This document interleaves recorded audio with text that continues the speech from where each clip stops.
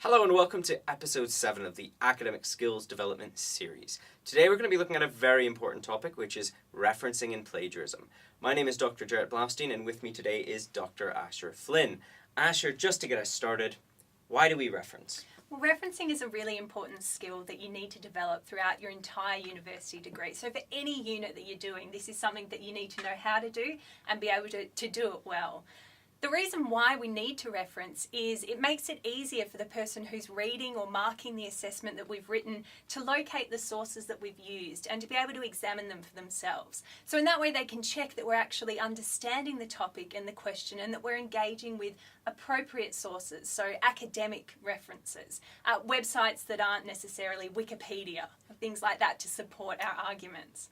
It's also, we reference also to situate our work within the broader academic literature so we can see where our arguments and ideas sit in relation to what other people have said and argued.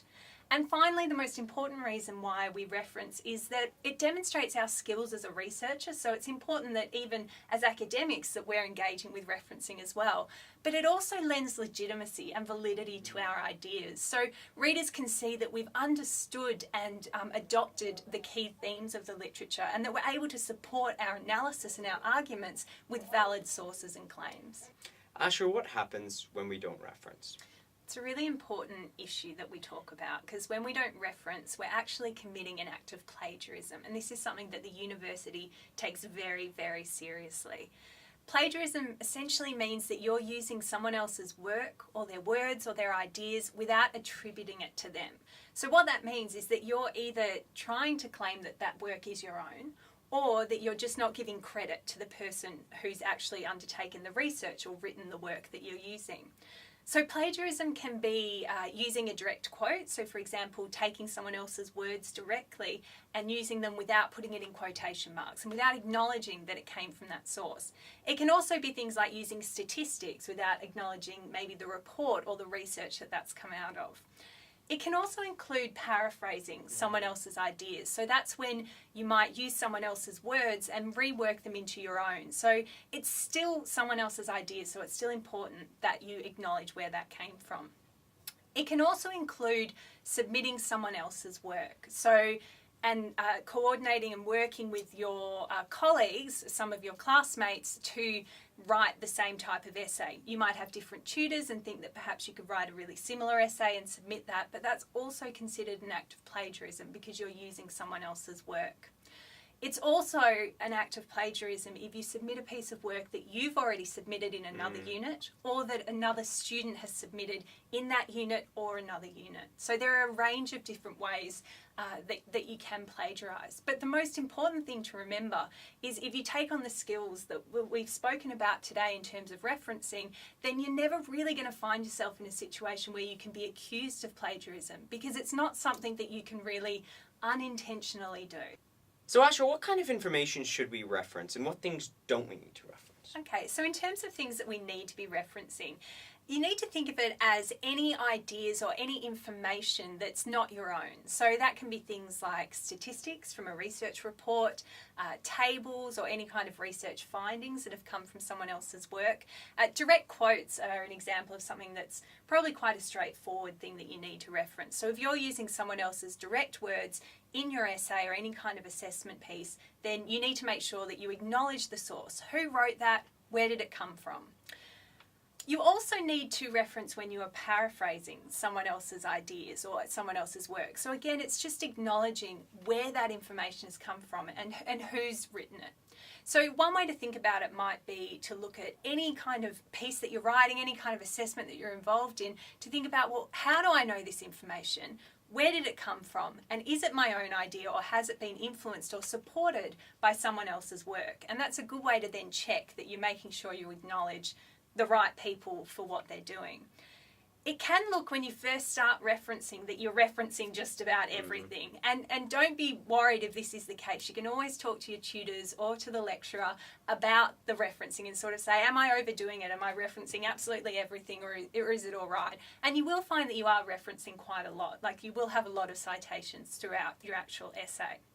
In terms of then what not to reference, any ideas that are entirely your own. So anything that you've come up with, you don't need to reference that, but you do want to support it by drawing on research and ideas from other people as well. The other thing that you don't really need to reference is basic general knowledge, but we're talking about very general ideas. So things like there's 24 hours in a day, there's 7 days in a week. They're the sorts of things that we all know. They're not contested, so we can assume that that's general knowledge. So Asher, how do we reference? Well, different disciplines use different types of referencing styles, but the one you'll most commonly come across in the social sciences is that of Harvard, or in-text referencing. So when you're thinking about in-text referencing, basically what you need to remember is the key aspects of the source you need to get are the author's name, the name of the publication, the year of the publication, the title of the journal, if it's a journal article. If it's a book chapter, for example, in an edited book, you'd also need to get the name of the editors and the name of the overall book, as well as the individual book chapter, and the place of publication and the publisher itself. So for book chapters and books, it can be a little bit more complex in the amount of information you need. For a journal article, you just need the author's name, the year, the title of the journal, and the title of the actual journal article that you're using. It's also important with Harvard in-text referencing that you have a detailed reference list at the end. So it's like a bibliography, except you only include sources that you actually used in the essay. So even though you might have read 25 different sources, in the essay you might cite, say, 10 to 15 different elements or different sources. So you just need to make sure that all of those are included in the reference list. It's also important just in terms of when you're using direct quotes or any kind of information that's directly pinpointed from someone's particular piece of research, that you jot down the page number as well. And that's a good one to take account of early on, because if you don't write down the actual page number, it will take you ages to go back and find your way through. Excellent. And are there any other resources available that the students might be able to consult if they have further questions about this? Yeah, absolutely. So we have really detailed how-to guides available on the library website, and there's also some online tutorials.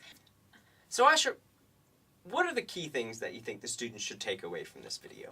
Well, I think the most important thing is not to leave referencing till the last minute. It will take you so much longer if you're not keeping detailed notes as you're going through the actual process. So do not leave referencing till the last minute.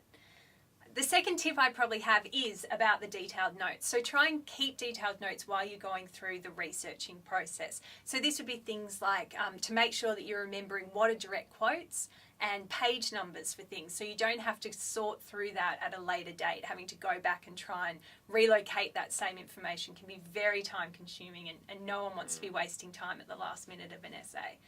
The final tip I would have is basically to make use of the amazing resources that we have available for you via the library website and probably via your unit Moodle page, which will give you links to different how-to referencing guides. These are phenomenal in being able to show you everything that you need to do and to make sure that you're avoiding any kind of inclination of plagiarism. Excellent. There you have it. So consult your library for more resources, and good luck.